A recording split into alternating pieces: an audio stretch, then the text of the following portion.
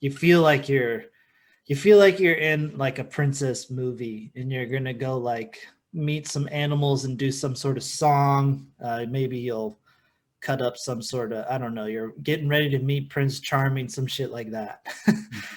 Or you're gonna stumble across a bunch of elves that are making chocolate type of deal. So Right. it's We can wander our way over, because this is Wandering Ways. what's Bigfoot possibility?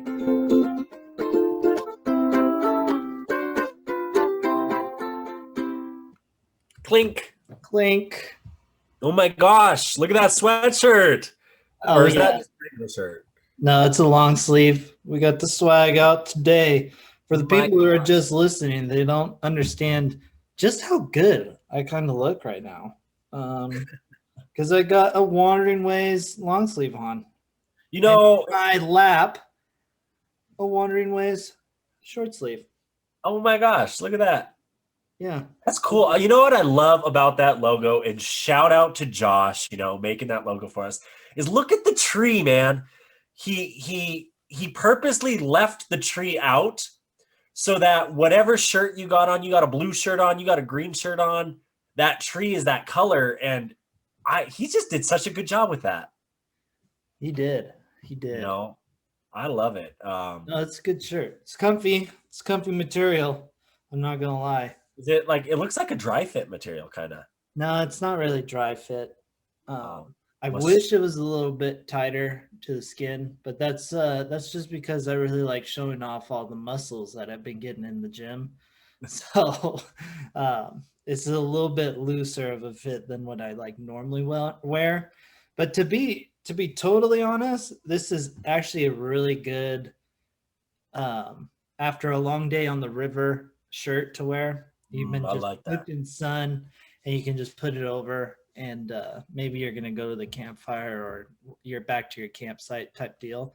This is, and I'm not just saying that to plug it that much, but it really would make a good shirt for that. Oh, and when you say that, I get that. I have this, Patagonia shirt, long sleeve, exactly like what you're saying. Is when I went out the Bighorn with Jared, throwing that on was great. When I'm kayaking or canoeing, one of my big things, I bought a lot of Columbia makes those PFG performance fishing gear shirts that have the hood on them. So when I'm actually out on the river sometimes, and you'll see that in my last videos when I was out on the Bighorn, I'm actually wearing the hood in some of that just because it covers the ears. If it's a little windy out, it's nice, but it's also that good for the summer, block the sun. Yeah, no, that's perfect. And if you want to get your Wandering Ways t-shirt, make sure to check out our Teespring. The link will be in the bio. We appreciate it. I don't know if we make money from it, but I think if you guys spend enough money, we might. So please, or don't. We make a little bit. We make a little bit. We But support. most of it goes to the paying off Mark's student loans. So if you want to help me pay off my student loans, buy a shirt. Or help me. Send us a message saying like, "Hey, I bought this, but I'd really appreciate it if you donated the money to like the Take 3 Foundation, which is a ocean conservancy charity out of Australia, where they encourage you to take 3 items every time you go to the beach or river." I love it, and we will partake in that, as we do every time we see trash along a trail. We pick it up and we throw it away, because if you don't, no one else will. And that's kind of my motto: is only you can do it.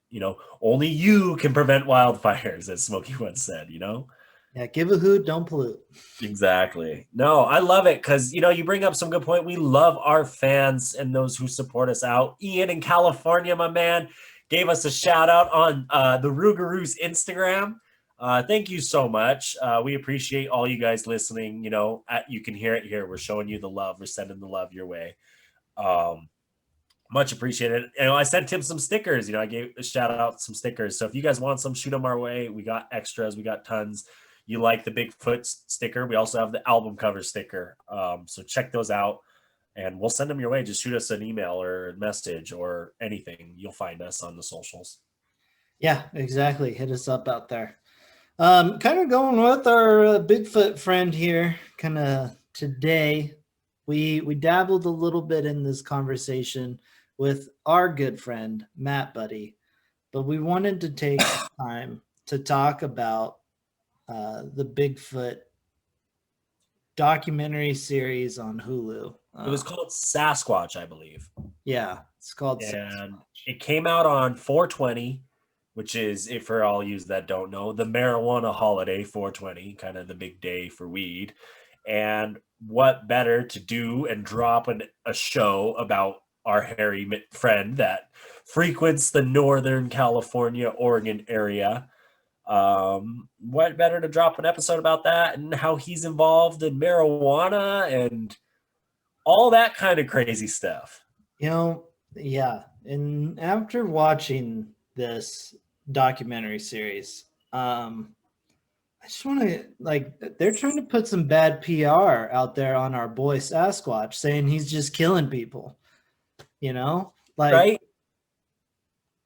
Kind of rude. Well, okay, so you know how, which this is great. Let's get the Bigfoot out. Let's put the big guy. Let's talk about the elephant in the room. Let's talk about the Bigfoot in the room, right? How many people have claimed to be murdered by Bigfoot? Well, you can't claim to be murdered because or their families. Yeah, right. There haven't been any Bigfoot murders that we know of, right? Yeah. I've never really heard one. You don't hear them reported. I haven't even thought of Bigfoot killing anybody until this documentary series. So it got me a little riled up because I was like, first off, my boy Big wouldn't do that. My boy Big. My boy Big wouldn't do that. So no, and they don't.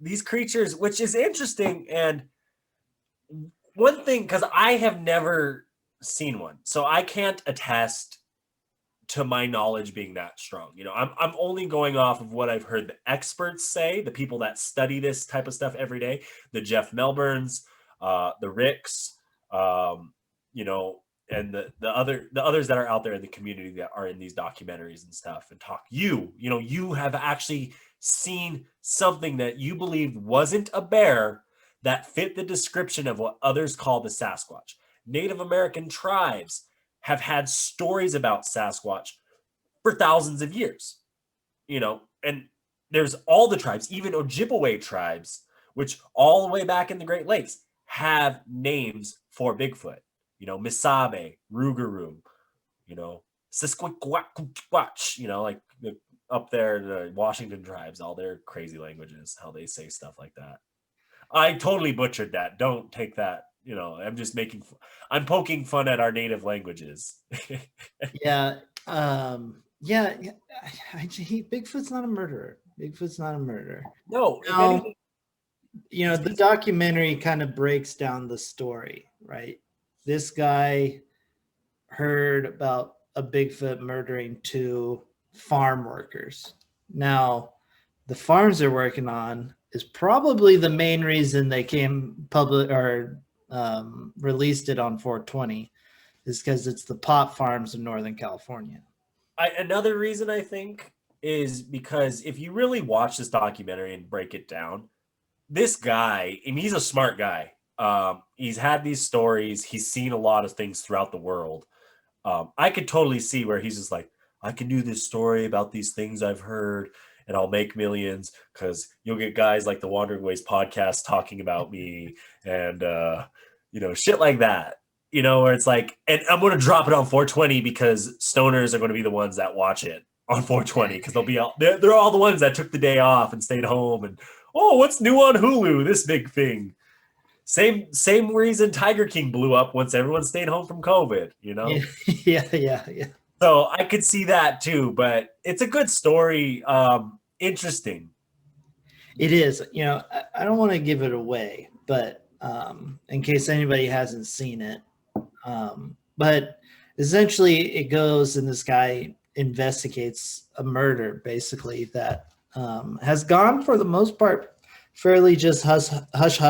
The police up there don't do anything about it because they don't have time. They don't have time, and no one cooperates. So it's it's an interesting part of the world up in Northern California, like up in Well, the Emerald Triangle, as they call it. what actually really piques my interest too, right, is it's really good because of how it breaks that kind of stuff down. But here in Montana, it's very similar, where they're very community similar to that, where it's very remote and the way they interact. There's a good show right now coming out called Big Sky. It's about Montana. It's about murders. It's about trafficking women, and like how that is all about. But in the later episodes of the first season, they get into where the local government is tied into the cops are tied into the families that kind of run things because they have money and say and power, and just how all that kind of rolls around. So if you're interested in watching that, that's a good way to describe probably what happens in these parts of the country where it's so remote. Yeah, it's essentially what it is. Is it's like the modern day gangster, like Really back though. in the day when the big Al Capone's, John Dillinger's, they had the cops on their payroll, paying off the cops type deal. Now, I'm sure that still happens in the big cities, stuff like that.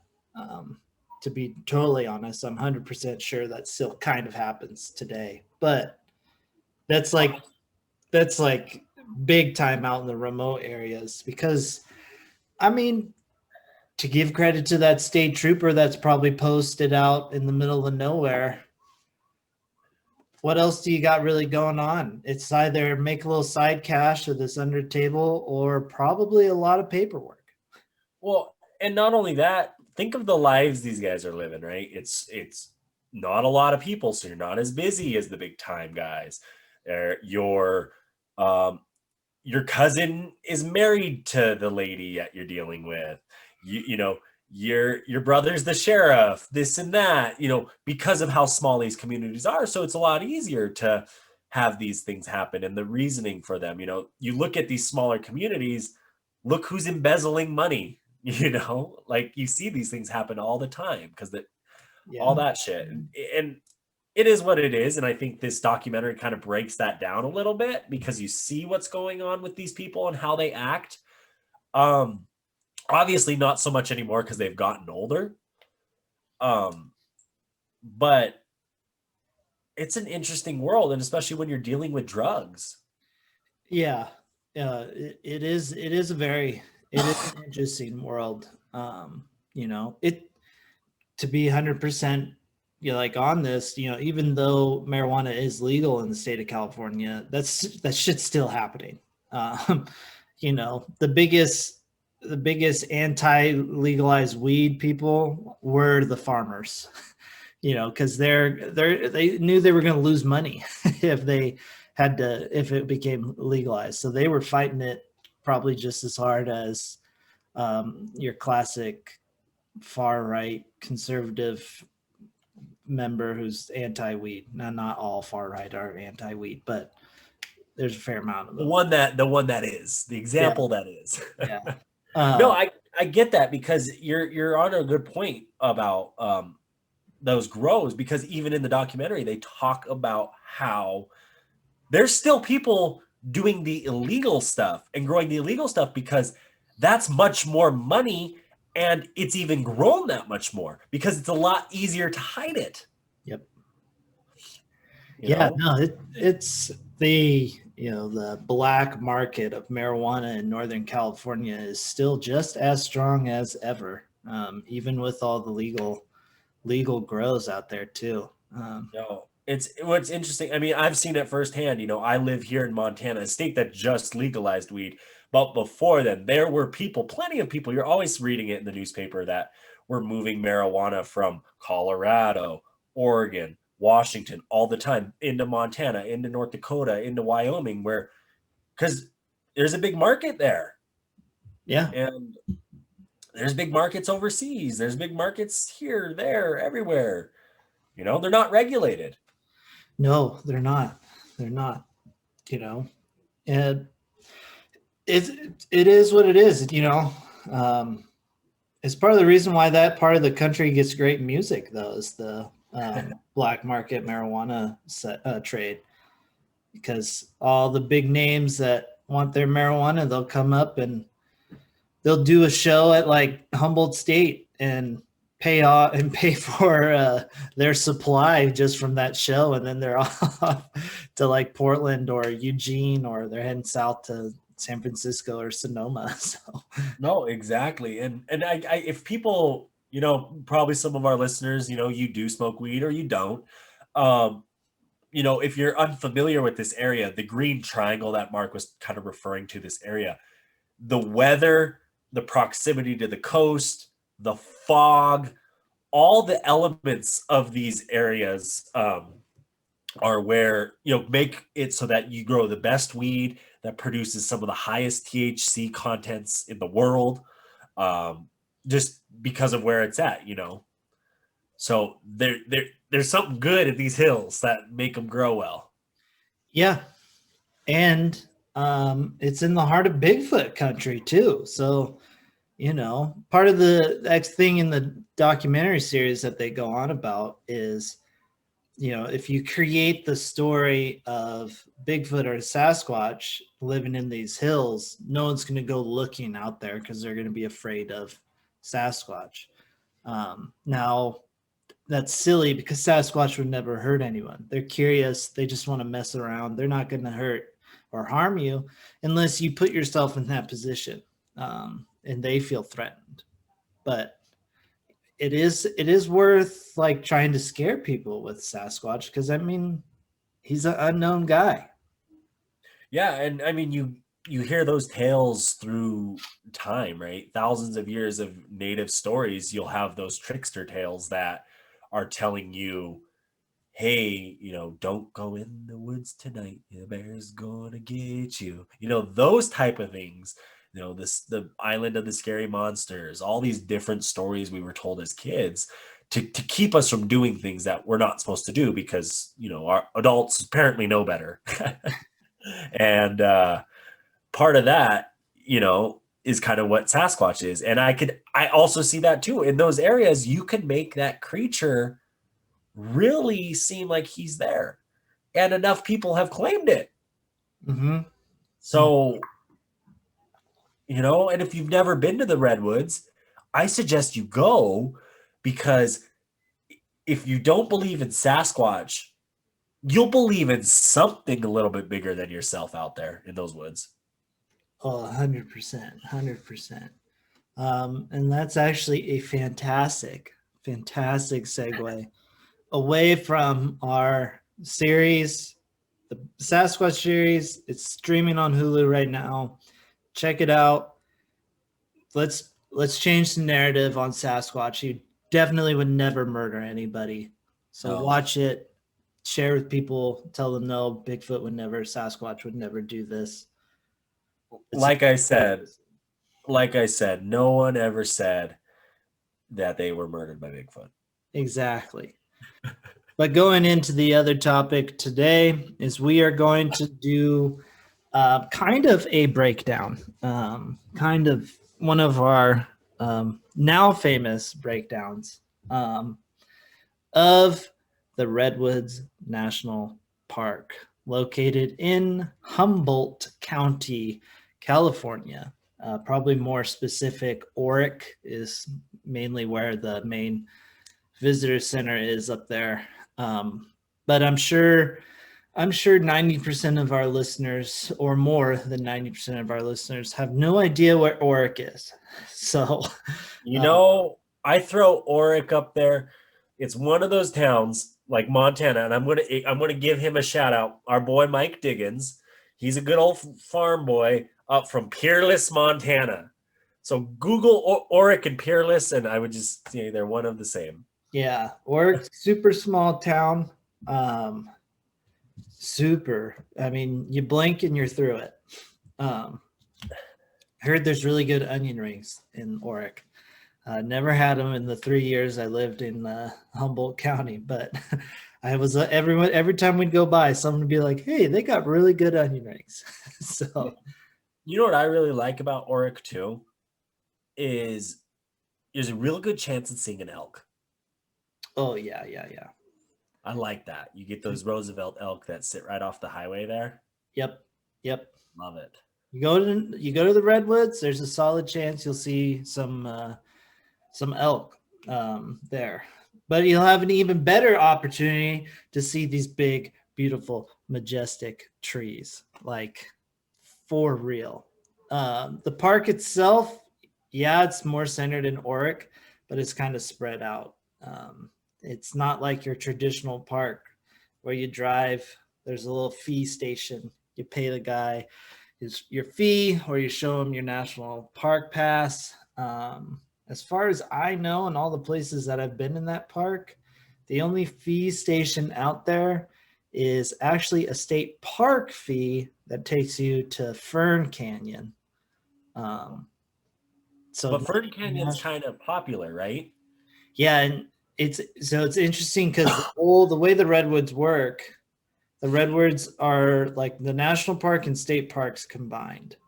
So Fern Canyon's technically a state park, but you could easily do a hike from the national park in one of the like the Prairie Creek. I think it might be Prairie Creek or something Prairie visitor center. You could do a hike to Fern Canyon. And if you guys don't know what Fern Canyon is or are interested in what Fern Canyon is, Fern Canyon is like this little canyon that has literally ferns up the wall. So it looks like the walls are just grass. And Jurassic Park Lost Worlds, so the second Jurassic Park movie was filmed in that location.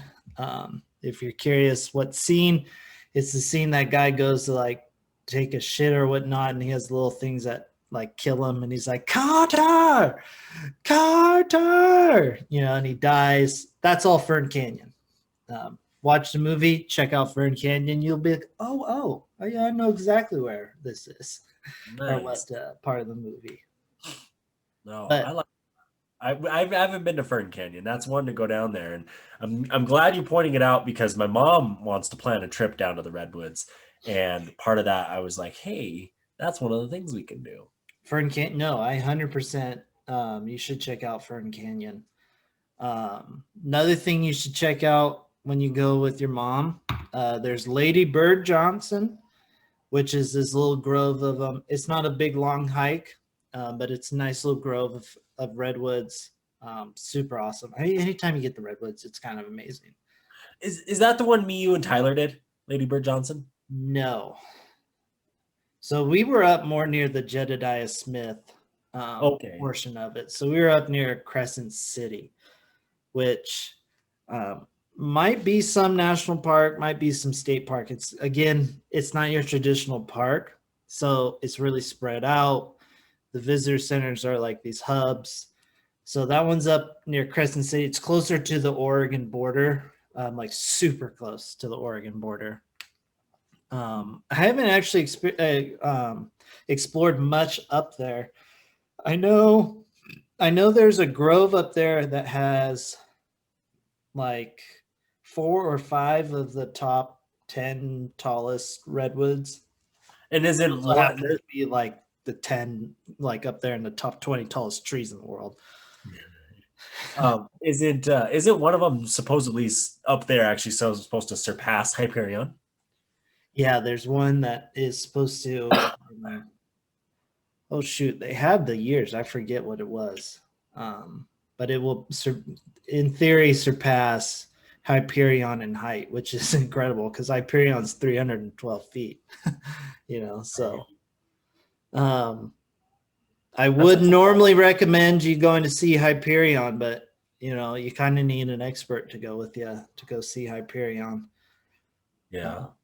There's still great trees out in that area, heading on down to Tall Trees Grove.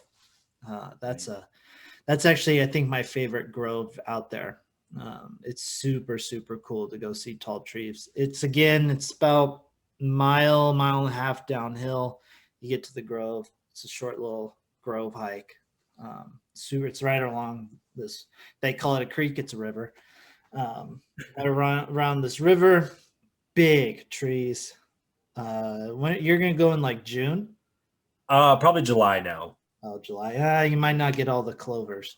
If you go when there's a lot of clovers, it's really cool. You'll like the path like has these borders, so it looks like they're man-made paths. And for what I know, they may be kind of man-made, but the borders of these paths are just clovers, and it's just tons of them, and it creates such a cool path. That's Uh, cool. you feel like you're in like a princess movie, and you're gonna go like meet some animals and do some sort of song. Maybe you'll cut up some sort of, I don't know, you're getting ready to meet Prince Charming, some shit like that.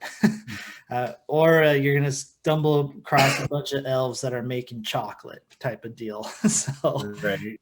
it's incredible, to when you're in it, in the like mystique of the whole park there. No, I liked it.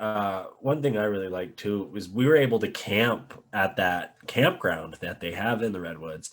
And I was thinking of its location, right? Personally, for like, I was thinking about this as we were talking about these big trees and how just magnificent they are, and how honestly they're a little scary to me because I'm much happier camping in that little valley that they have where the campground is rather than in the trees. Oh, interesting. Yeah, I was thinking about that and I said, huh, like I would feel more afraid in the trees than I would in this valley. Why? I don't know. I just feel that way. Huh. Yeah. That's interesting. I'm like the opposite. I want to be in the trees. I wish I had long enough hammock straps so I could tie them up between two big redwoods, but I definitely don't have long enough straps. I'll have to bring mine and you'll have to time around. Yeah. Well, no, I think what it is growing up where I've grown up out here on the plains, in New Mexico, when I look up at night, I expect to see stars. Oh. And and if I don't have that, you know what I mean? It's kind of weird. Yeah. I get what you're saying by it. I don't feel safe. It's weird. Yeah. Speaking of weird, not feeling safe kind of feels, it's a good time to do some cool shit in nature. Oh, my favorite segment. Yeah, it is. Actually, I'm pretty stoked to show you this week's cool shit in nature. What I like about this segment, guys, is you the fans voted for the name Cool Shit in Nature. You guys shouted out to us you messaged us saying that's what I want. Who cares wonderful nature? No, we want cool shit in nature. So thank you, fans. Exactly. But here is the video for everyone. So this is two octopuses about to get it on. Oh my gosh. Yeah, so this is a sand octopus and a Maori octopus. And Maori. yeah, Maori octopus. This is, Oh my god, he wins. He just eats it. yeah, it's pretty gnarly. The bigger one eats the little one, guys. Yeah. Shocker. Yeah, it really is. It's kind of crazy. I had no idea that like these kind of fights happen. And then when I came across this, I was like, what? I mean, New Zealand. yeah, I mean, makes sense though. Like, we don't really understand the ocean, so like to see one of these things is kind of cool. I mean, check out the YouTube if you guys want to watch this. It's nuts. yeah. Well, it's an Instagram. So go on to Instagram. It's actually a super sweet Instagram account. I'm not gonna lie. If you like seeing some gnarly nature shit, Nature is Metal is the name of it. It's not for the faint of heart or if you have a weak stomach. Some of that shit on there. I work in the medical profession, a lot of blood, gore, stuff like that. Some of these get me going. I'm like, ooh, I don't know. But it's super cool. It's a great Instagram. Nature is Metal. That video, two octopi kind of going at two different kinds of octopi. It's cool shit in nature, man. Yeah, it's a good little fight. Gotta love a good fight every once in a while. But yeah, that's some cool shit in nature. I like it. You know what that means? Time for another commercial break where we get to tell you to like, subscribe, and review our podcast. Whether you're getting that podcast on Spotify, iTunes, YouTube, WhatsApp, whatever podcast app you use, you can make it happen. And don't forget, this is also the time to let you guys know that you can pick up that Wandering Ways swag at the Teespring. Make sure to check it out. The link is in the bio down below or in the episode description. It's even in the show description too if you can't find it in the episode. But you can go on there. You can get your sweatshirts. You can get your shirts. You can get long sleeves, short sleeves. You can even get some socks. It looks pretty cool. Highly recommend. You will be impressing everybody at your next bonfire with some Wandering Ways swag. You know, and if that's not enough, we're going to tell you to follow us individually on our social medias. You could check me out at the Rugru or Zach of Wandering Ways. You know, check out the adventure firsthand where there might not be any ads. Exactly. And who doesn't like some good free pub? I need the followers to go up. So I'm going to throw out Reverend Marcus. Check me out on the Twitter, on the Instagram. I do some cool stuff. So please give me the follow. All right. We also do not cool stuff. Yeah. But anyways, let's keep wandering on. Yeah. You know, the Redwoods, again, because it's a weird park. It's there. Yeah. There's places to stay in the park. We did when I was moving out of Humboldt, we stopped in the campground we were at that we were talking about just a second ago, was technically in the national park for that. That was national park, but a lot of it isn't really in the park because the way the park's laid out. So yeah, when you go to the Redwood National Park, you want to go to the park. But there's a lot of other really cool stuff that's technically not part of either the national park or any of the state parks out there. And the classic one that I think most people have probably heard is Avenue of the Giants. Awesome. I mean, I love it. Every time I go down there, I want to do it. I have GoPro footage of my Jeep, driving it because it's that cool. That's the cool thing about these trees, right? They grow in groves. Trees they're not animals. They're not like a section of land. The way trees grow, you get aspens over here, you get aspens over there, you get pine trees right here, pine trees right there, some redwoods over here, some redwoods over there. That's why you have even the parks down by San Francisco and whatnot, where the national park itself is actually up in Northern California. Yeah, exactly. There's redwood trees down all the way like Mendocino, kind of down even the Santa Cruz. There's some out there too. But, going to the Avenue of the Giants, it's a scenic drive. So you kind of it's a pull off from the Highway 101. You pull off and you can take it. It's super cool. There's a bunch of turnoffs, different groves you can hit, parts of the river you can hit too, that kind of it weaves through.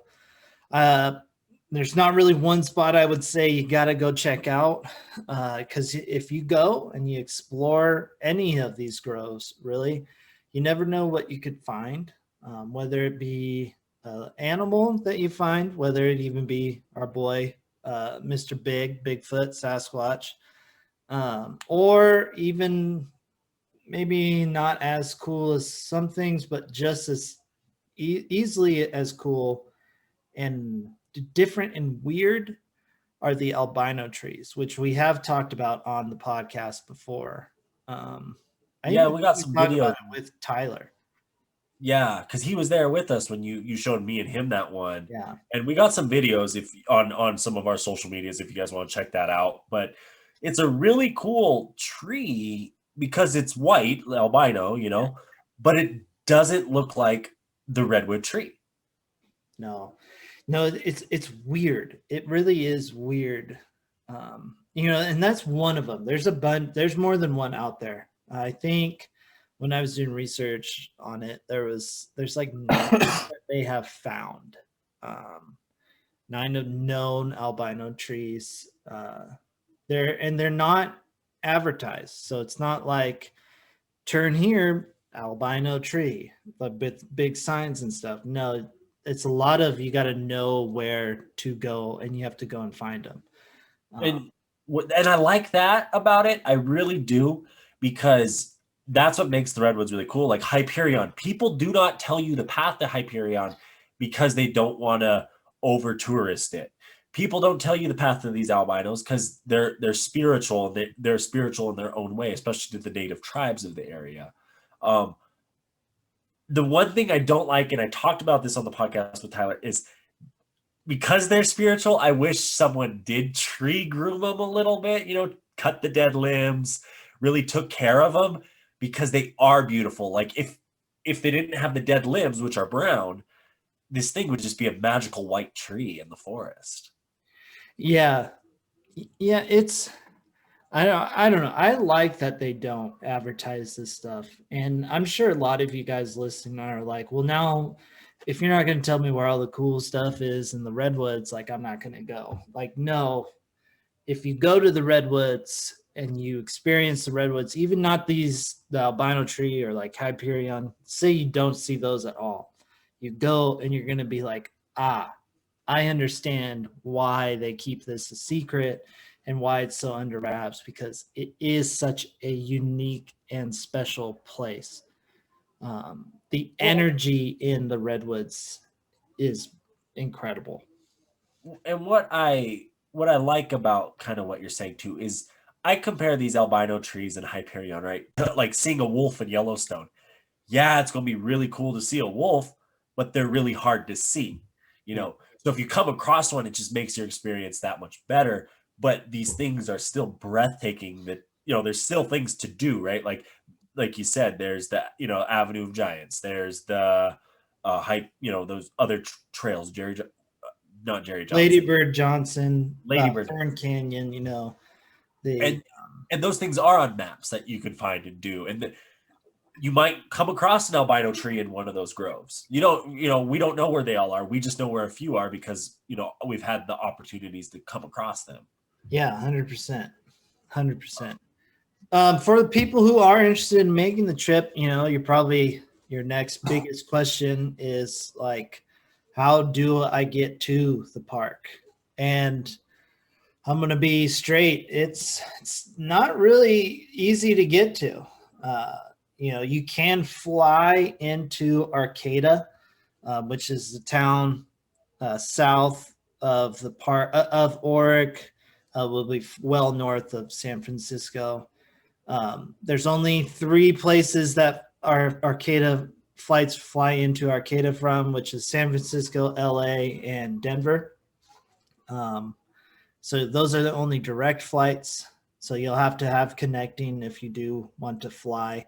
And then even then, you still have like a 45-minute drive to the Oric area where the park is. Say you want to do the drive. Highway 101 splits it. It's a scenic drive if you ever do like true Highway 101. It's pretty. You can start in Oregon, make your way down.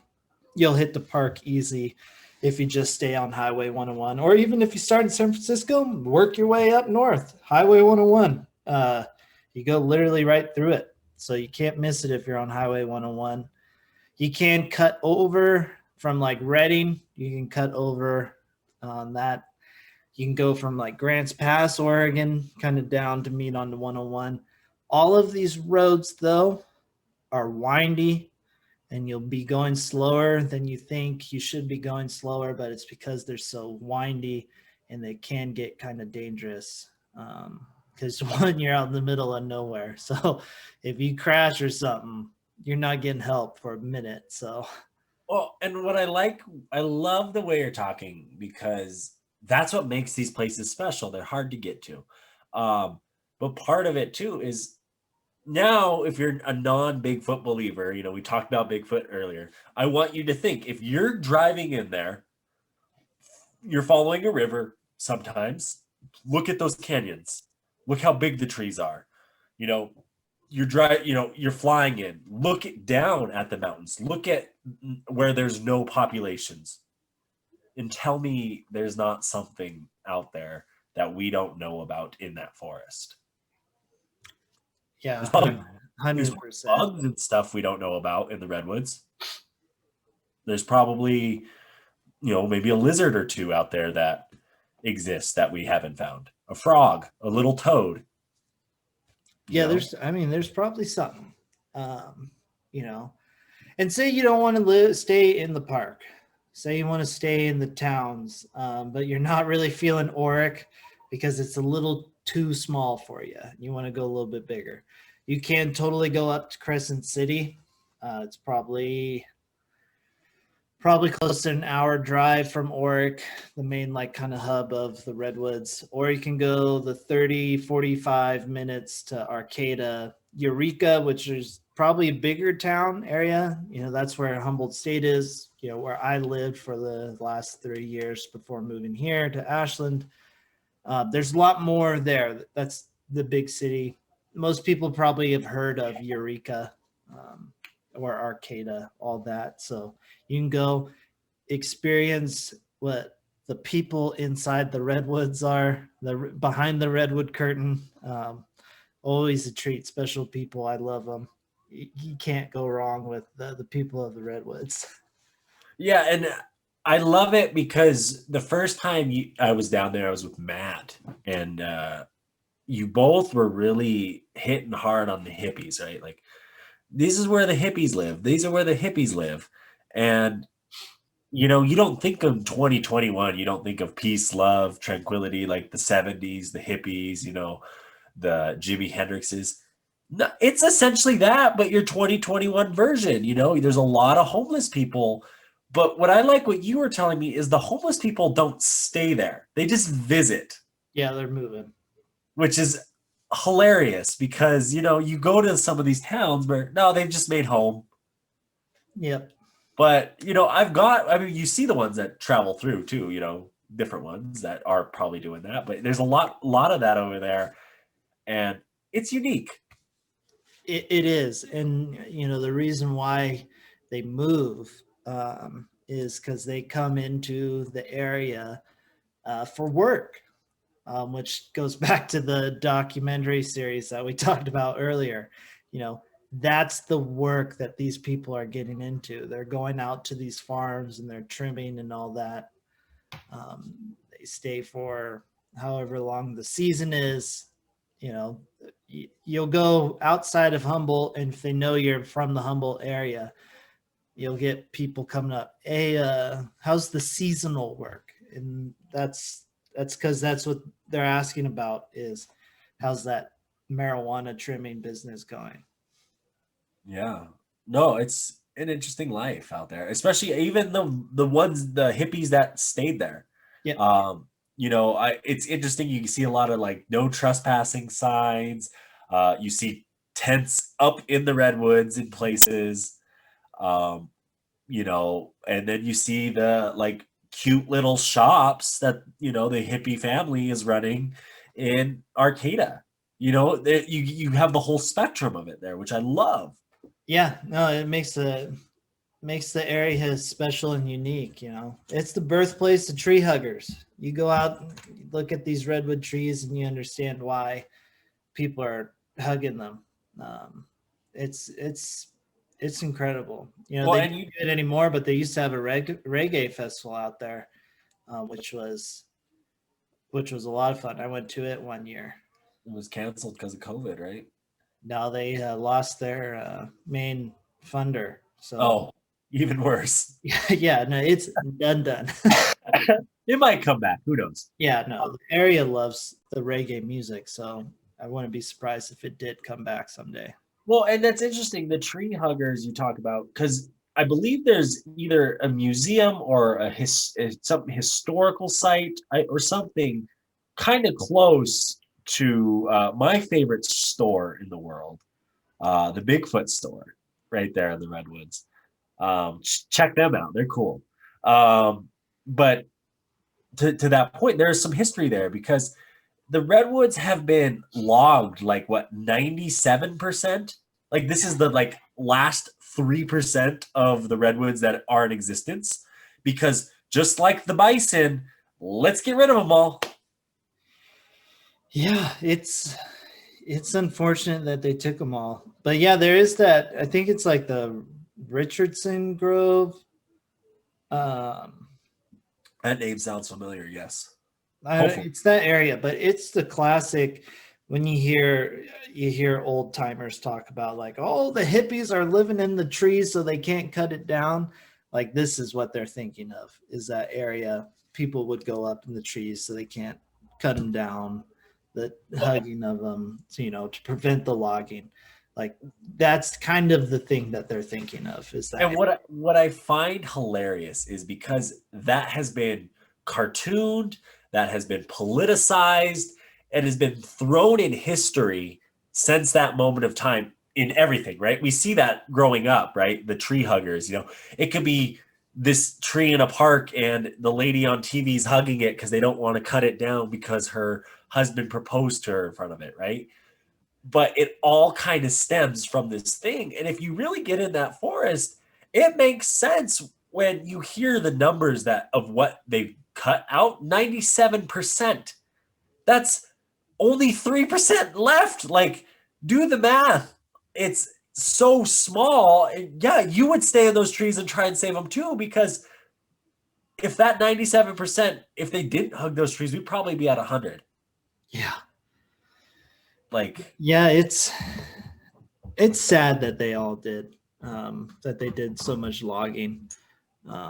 Hopefully we can get those numbers back up. You can go and buy a redwood tree at the visitor centers. Buy one, plant it. Let's start a new grove.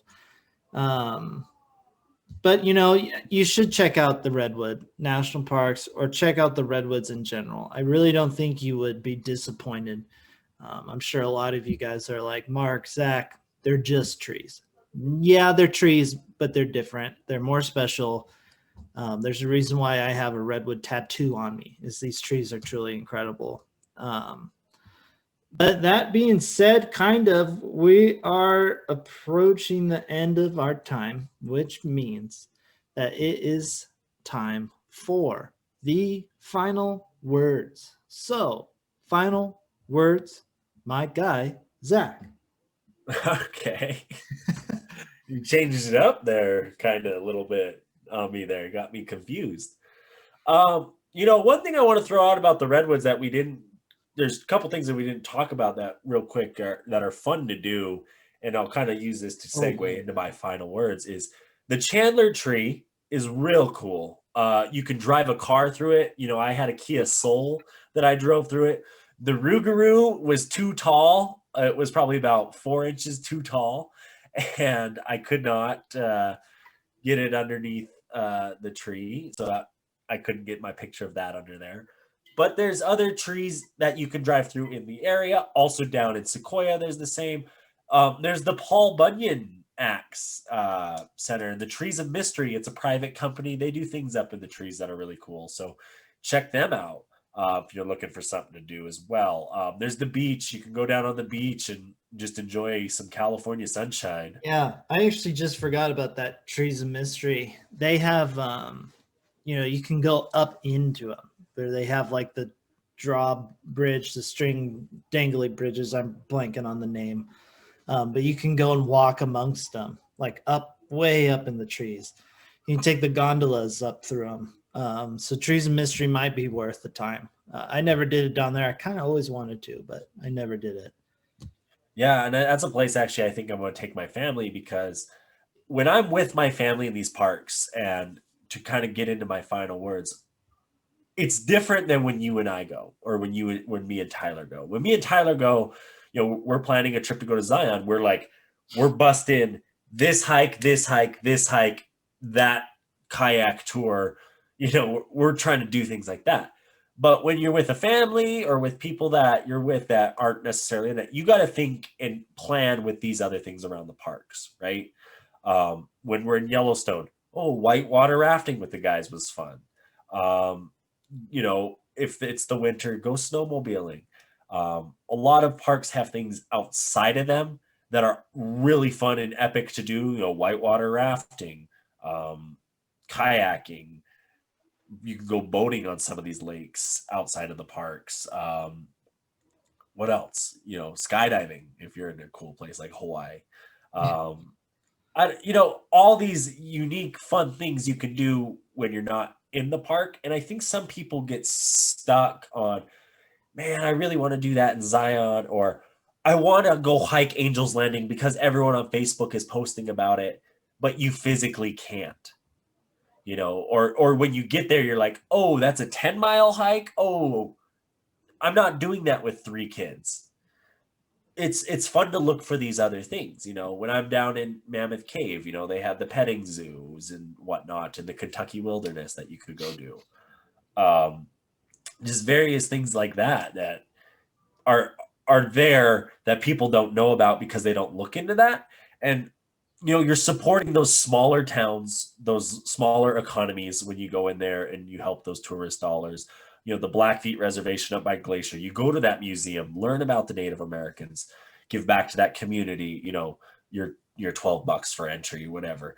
And those things outside of these parks that, when I look at the parks and things I've done with my parents, sometimes it's like, wow, remember that bear we saw? Or wow, remember that time we took that tram up all the way up on top of this mountain? So you got to think of those memories that you have with your parents, your family, and those memories you want to create with those around you that haven't had those memories. And it's fun. I don't know. I love this shit. So I really think and care about it and get into it, because I'm thinking, like, when I plan a trip with Mark, what are the things Mark likes to do? What are the things I like to do in these areas? How can we combine that and make the most of it? When I'm doing that with Tyler, when I'm doing that with my family, because if I'm with my grandparents, maybe taking them to the Old Faithful Lodge and having a nice dinner with them will be more meaningful than trying to bust them around in a car and show them all the sights. And I think when you combine the experience and the people, that's what truly makes it a wonderful experience and a wonderful world to wander in. Amen, brother. Amen. Reverend's final words of wisdom. Stay beautiful, everybody. I really can't say that enough. You guys are all truly amazing, and I appreciate every single one of you. From California to Ohio to Vermont to Alaska to Florida, where all of our wanderers are listening. Big thing for me, as of right now, when you guys are listening to this, I'm going to be running that 5K for the World Wildlife Fund. It's a fundraiser. So if you're looking to help raise some money, or if you're just wanting to give me a shout out and say, like, I care about this world, just a shout out is all I really ask. Money's just a little cherry on top of donation. You can go, there'll be a link in the bio. Please make sure to check it out. I'm trying to use fitness to engage in our environment more, because I like fitness and I like the environment and nature. So I'm trying to merge the two and do a lot more cool things involving that, trying to raise some money for different foundations, maybe even go and do some beach cleanups, pick up, I don't know, plant some trees. There's a lot in the works, but anyways, we got to take care of this world because I like it. Mother Nature is beautiful. I ground. I need the earth. I want a beautiful earth. So anyways, that being said, peace out, everybody. Bye.